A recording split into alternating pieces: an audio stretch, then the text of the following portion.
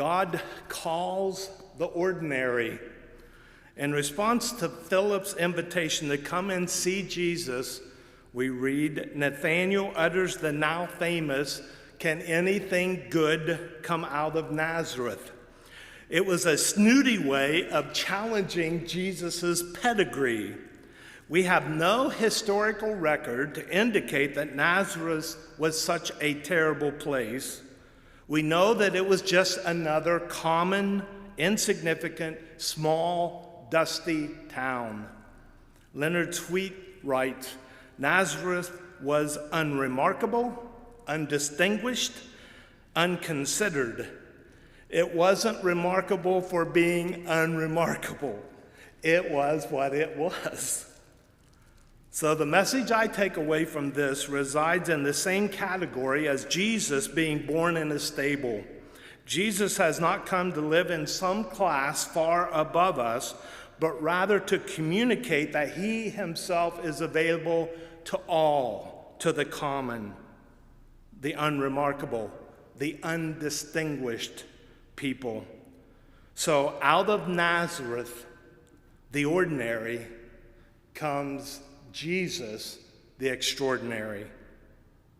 So many of us here find ourselves counted, though, with what? The ordinary, the common, the unremarkable, the undistinguished. And yet out of this ordinary can come the life of Christ, something extraordinary. When Jesus chose his 12 disciples, he chose ordinary people. He chose from among the nondescript at least 7 fishermen, and Matthew a tax collector and a tradesman. He himself was just a semi-skilled carpenter making his living with his hands. Tomorrow, of course, we're going to celebrate Martin Luther King Day. How could we forget how God uses ordinary people to change history? Tired from a full day's work, Rosa Parks boarded a Montgomery bus on December 1st, 1955. When she refused to obey the driver's order to give up her seat in the colored section of for a white person, she was arrested then for civil disobedience. Parks' defiance and the subsequent firing from her job led to the Montgomery bus boycott that followed, which is recognized as a pivotal moment in the civil rights movement.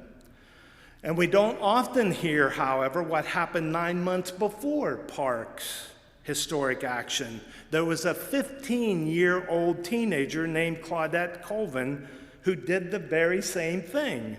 She was arrested, and that case led to the U.S. Supreme Court's order to desegregate Alabama's bus system. Ordinary people at a crossroads in history doing an extraordinary thing. And the dominoes begin to fall. On June 4th, 1989, a mysterious man bravely stood in front of a column of tanks after the Chinese military forcibly quelled the Tiananmen Square protests the previous day, killing thousands of students. He impeded the movement of the lead tank and several others, and his action was caught on camera and broadcast worldwide. Nobody knows the fate of that courageous activist, but he especially changed the world and became a symbol of the square protests that were held by students fighting for democratic reforms, for freedom of speech and the press. Many more examples could be given of ordinary people following the Spirit of Christ and making a powerful impact. The unremarkable or ordinary who are willing to follow Christ with an uncommon faith will change their world and perhaps the whole world. But even ordinary people make mistakes. A businessman had ordered flowers to be sent to the opening of his friend's new branch office. When the businessman arrived, he was shocked to see that the inscription on the flowers read, "Rest in peace." He was so outraged that he couldn't wait to get to the florist to complain. "Well, it could be worse," the florist said. "Just think, today someone was buried beneath a floral arrangement, an inscription that said, 'Congratulations on your new location.'" Psychologist Eugene Kennedy is famous for talking about the wonder of the ordinary. He observes that when persons suffer mental illness, they lose something of their individuality. They exhibit a common kinds of behavior that we could call symptoms. Because of the similarity of their symptoms, people can be classified as having that specific kind of illness. But that's not the way with ordinary people. Healthy people cannot be put into categories for a startling, simple reason. They're all different from one another. Nobody exhibits the same predictable patterned responses. In other words, the wonder of the ordinary is itself extraordinary. I consider myself in that category. The ordinary are called, and even our calling often is just ordinary.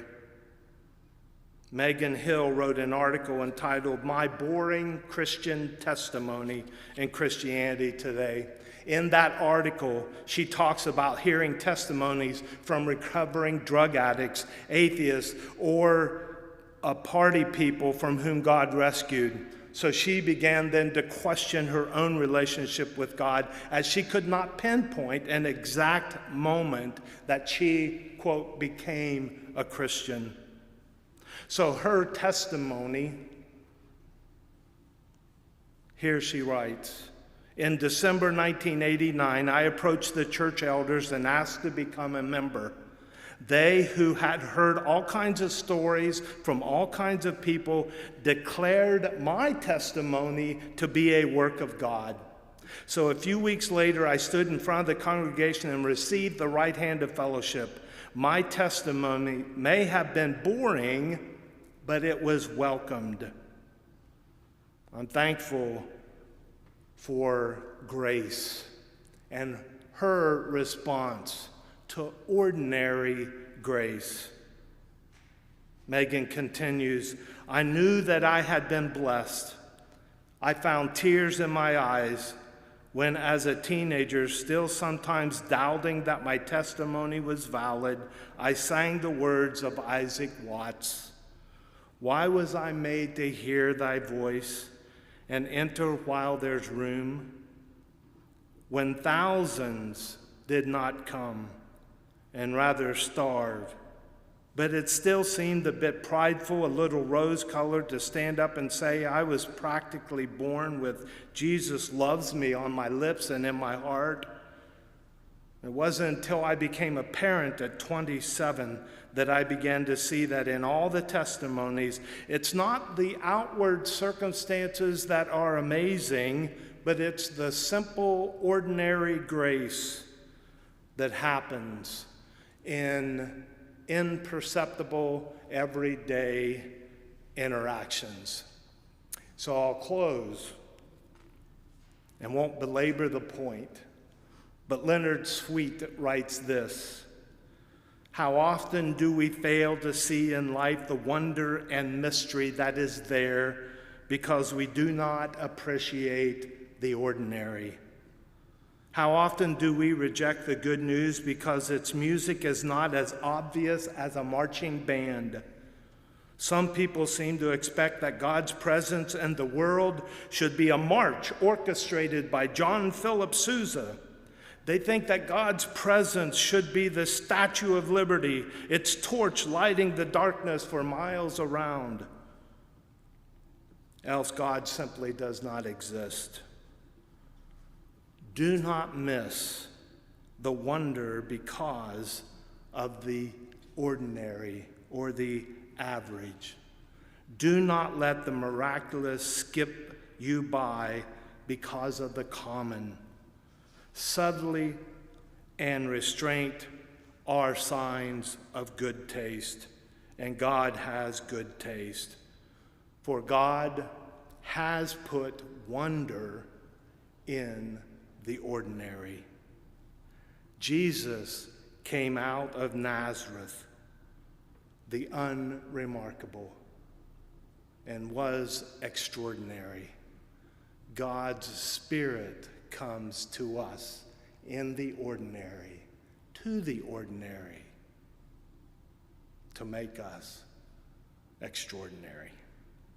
Amen.